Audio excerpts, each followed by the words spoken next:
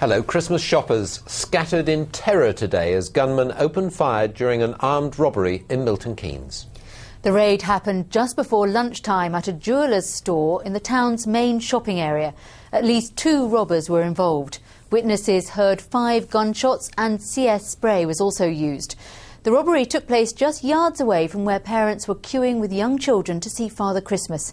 Our reporter Chrissy Reedy is there now. Chrissy.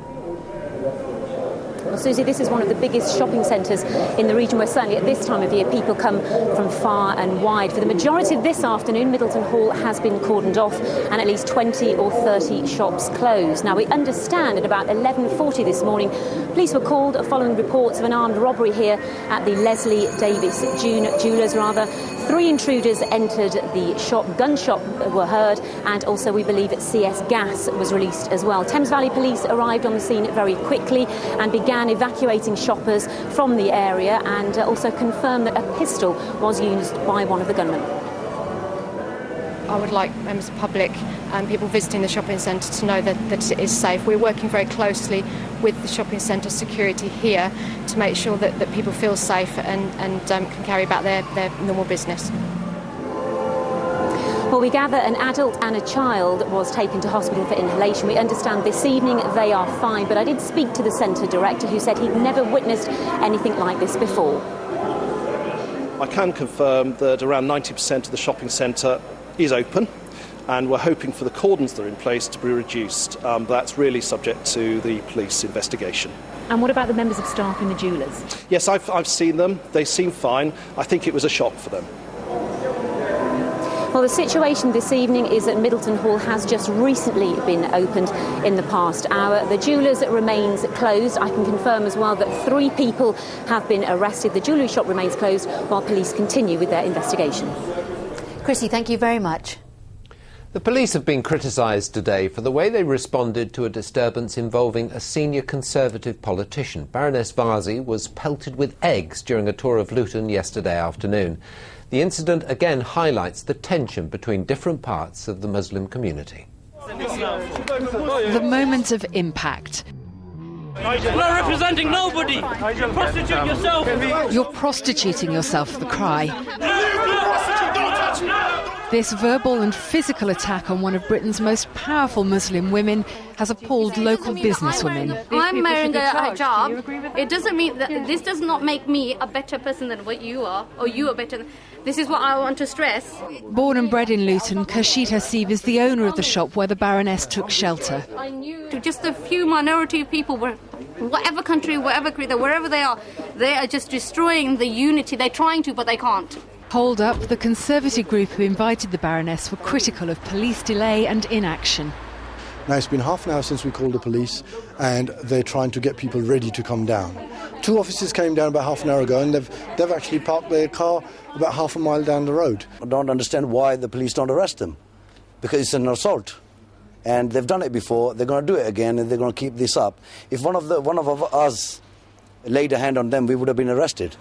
But police were not told of the Baroness's visit and not able to preempt this tried and tested routine.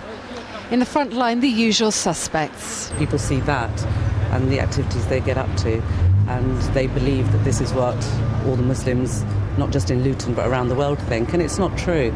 I mean, if there were that many of them, you'd see them. That's all there are. Behind them, though, the sisters, whose burqas hide their identity. This officer now, please. No one leaves. I want all your details given. I don't care what you're doing. You're aware of what they were supposed to be doing over there. You have breached what I've asked. Today, Baroness Warsi's office said she was unlikely to press charges, partly because of the issue of identity.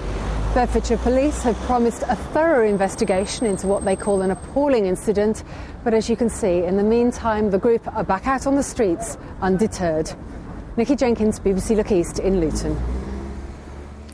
As expected, the White House confirmed today that they're sending a further 30,000 American troops to Afghanistan. The decision by President Obama comes after weeks of behind-the-scenes meetings with some members of his administration opposed to further deployments. For the last week, our reporter Alex Dunlop has been in Afghanistan reporting on the contribution of British troops from this region. Tonight, he's in Kandahar, where the RAF is based. Alex, 500 extra British troops plus 30,000 from America. How is that likely to go down among the troops you're with? Well, Susie, I'm at a corner of Kandahar Airfield, where, as you can see behind me, RAF Marham's Tornadoes are based.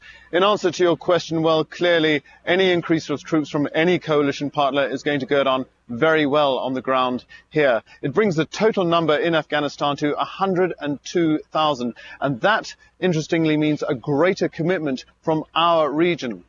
Now, I've also discovered that the recession is playing a part. It is prompting more people to opt for the armed forces, either because they've lost their job or because they consider a career in the forces a more secure option.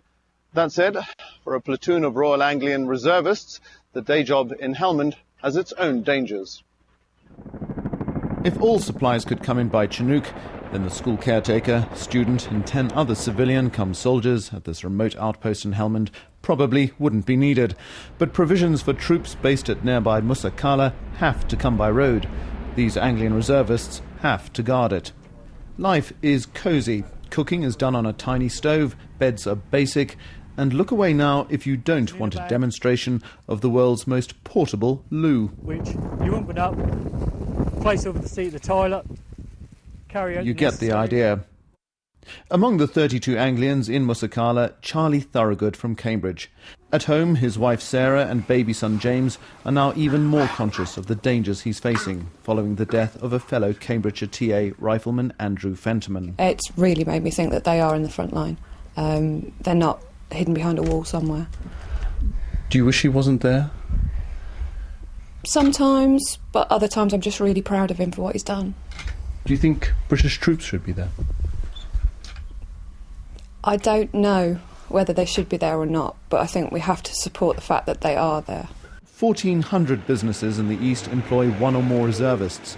Charlie works for this local firm. His tour in Helmand lasts 6 months, but add on training and leave, his boss won't see him for 11 months. I suppose it's cold comfort. We've got a recession at the moment and we're not as busy as we were a few years ago, so we have been able to cover Charlie's tour with people within the business. I would imagine if you're a small employer, it would be very tricky to cover somebody for 12 months. Which is exactly what happened to Anglian reservists Andy and Darren. Both turned to the TA. Well, I was working for a small little company in Northampton. Got laid off. The only thing I really knew apart from the security industry was the army, so came back in a TA. I was the last in, so I was obviously the first to go, but about 2 or 3 months after I left the company, it went into liquidation. Despite the recession, many businesses are keen to support reservists.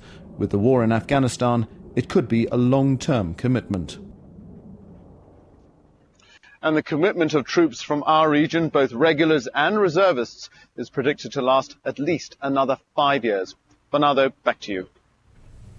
Alex, thank you very much. And more from Alex later. Stay with us as we begin this year's search for the region's unsung sporting hero. And Julie meets Robin Hood. That's after more news where you live.